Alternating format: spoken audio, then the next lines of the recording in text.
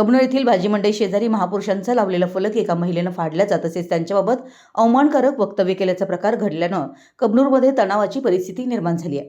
संबंधित महिलेला अटक करून तिच्यावर गुन्हा दाखल करावा अशी मागणी करत महिला व हिंदुत्ववादी कार्यकर्त्यांनी रत्नापन्ना कुंभार चौकात सुमारे 1 तास रास्ता रोको आंदोलन केलं।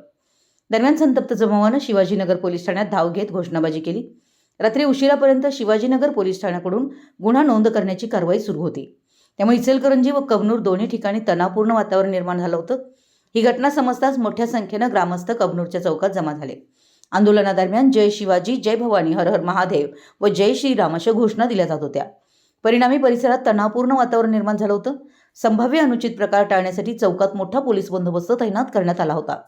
दरम्यान दुपारी फलक फाडल्याचा प्रकार घडल्यानंतर काहींनी मध्यस्थी करून हा वाद मिटवण्याचा प्रयत्न केला होता। मात्र सायंकाळी काही अज्ञात व्यक्तींनी संबंधित महिलेच्या घराची तोडफोड केली। या घटनेत एका दुचाकीचं तसेच घरगुती साहित्याचं नुकसान झाल्याची माहिती आहे। या दोन समाजांमध्ये जातीय तेढ निर्माण होऊ नये यासाठी शिवाजीनगर पोलीस ठाणे पोलिसांनी हिंदुत्ववादी कार्यकर्ते व ग्रामस्थांना पोलीस ठाण्यात पाचारण केलं। मात्र तेथेही आंदोलकांनी आपल्या मागण्यांवर ठाम राहून ठिय्या आंदोलन केले।